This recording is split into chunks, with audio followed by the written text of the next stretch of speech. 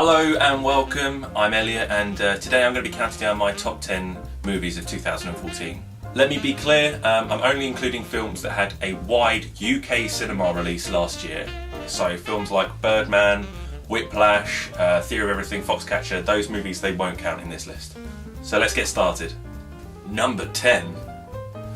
I'm already torn. When I'm trying to pick my number 10 spot, there's two great comedies that stand out to me from last year that I have to choose from. And that's The Lego Movie and 22 Jump Street.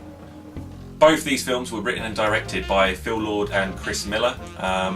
These guys clearly are very funny people. I really think that their writing is genius and I can't wait to see what else they make.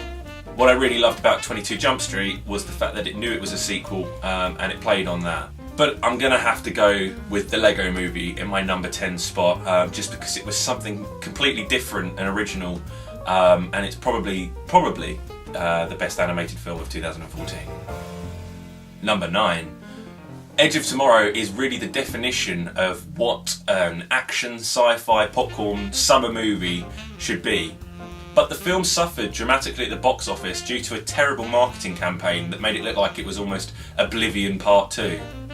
Overall, its Starship Troopers meets Groundhog Day concept makes for a really entertaining and fun movie. Hopefully, with its new and improved title, Live, Die, Repeat, this film will find an audience on DVD. Number 8. Out of all the Oscar bait type films we've had this year, the one that really stuck with me was Dallas Buyers Club. As you're probably aware, Matthew McConaughey and Jared Leto both won Oscars for their performances in this film. But what really makes this movie stand out to me over other biopic stories like The Imitation Game and The Theory of Everything is that this movie has a lot more to offer than just the performances. This is a really well-crafted film that, despite some tough subject matter, I felt the need to go back and re-watch again and again. Overall for me, it's one of the real standouts of 2014. Number 7.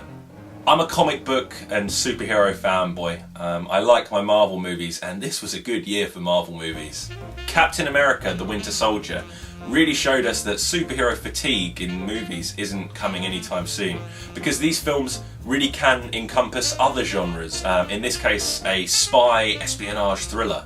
Overall, the Russo brothers, the directors behind the film, managed to bring us this action-packed sequel that really is a completely different film and has a completely different style to its predecessor. Number 6. Drugs, sex, the rise and the inevitable fall. The Wolf of Wall Street. This Martin Scorsese film is probably the closest we're going to get to a modern Goodfellas, and thanks to an awesome lead performance by Mr. Leonardo DiCaprio, your eyes are glued to the screen throughout the terrible, dirty, disgusting antics of Jordan Belfort for the full 3 hours of the movie. Number 5. Fox's answer to the success and ambition of the first Avengers film, they bring us X-Men Days of Future Past, a time-travelling epic that unites Bryan Singer's original cast with the newcomers in Matthew Vaughn's First Class. The biggest achievement with this film is that despite having so many characters and a complicated story, the film runs incredibly smoothly. This is by far the best X-Men movie that's come out so far, and I cannot wait to see what they do with Apocalypse, Deadpool and Gambit all coming out in 2016. Number 4. Apes sequel. Good movie. Dawn of the Planet of the Apes. When it was announced that Rupert Wyatt would be making a prequel/reboot to the Planet of the Apes franchise, no one thought it would be a good idea. But Rise of the Planet of the Apes turned out to be a really great success, and now Matt Reeves takes over to direct its bigger and better sequel. It's amazing to see how much further performance capture technology has come in just 3 years. But what really works about this film is that they've chosen to focus on the apes and their society. From the very first scene where they're hunting in the forest, I was totally on board with this film. I just wish I didn't have to wait another 3 years to see the third movie in this franchise. Number 3. The films I pick for my list are the ones that gave me the best cinema experience this year, and that's why I have to put David Fincher's Gone Girl at number 3 on my list. This was a great crime thriller that, as usual, has Fincher's signature style all over it. I've never been so physically creeped out by a film that I've actually left the cinema with shivers down my back. If there's one thing I took away from Gone Girl, it's that it doesn't matter whether it's your friends, your family, your neighbours, your boyfriend, your girlfriend, whatever. You do not know what's going on inside people's heads, and that scares the shit out of me. Number 2. Ooka shaka, ooka, ooka, ooka shaka, ooka, ooka. Are you sick of that soundtrack yet? Because I'm not. Guardians of the Galaxy. Very close to making it at my number 1 spot. This was probably the most original or unique comic book movie that we've ever seen. With a walking tree and a talking raccoon, it's a very difficult film to pitch to people. But this film was probably the most fun I've had at the cinema in a very long time.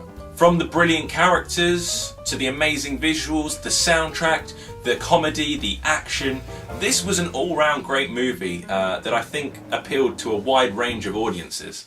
No wonder it made so much money at the box office. Now, just to build some suspense before I tell you my number 1, I wanted to give some honourable mentions for films that I really enjoyed but didn't quite make my list. Chef, written, directed and starring Jon Favreau. The Purge: Anarchy, a surprisingly good action horror movie. Godzilla, a monster movie that really divided audiences, but I really enjoyed it. The Box Trolls, a really witty, British-made stop-motion animated movie. Also, believe it or not, I don't actually see every single film that comes out in a year. So I thought it was only fair to mention some beloved films of 2014 that I haven't seen. I haven't seen Boyhood, shot over 12 years. I haven't seen The Raid 2, which supposedly has some of the best fight scenes ever filmed. I haven't seen Frank, that strange film where Michael Fassbender wears a paper mache head of some sort. I haven't even seen How to Train Your Dragon 2, which a lot of people seem to like, but I haven't even seen the first one. So here it is, my number 1 film of 2014. Interstellar. Wait, don't go, please. I know the 4 people that have actually watched the video this far are now clicking off, but hear me out first. I know that Interstellar isn't a perfect film. It's probably not the best made film of 2014.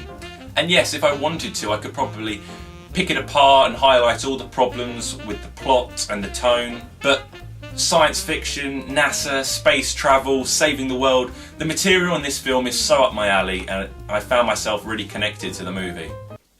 Did I cry? Yes I did. Both times I saw it, I cried. I just got really into the father-daughter relationship.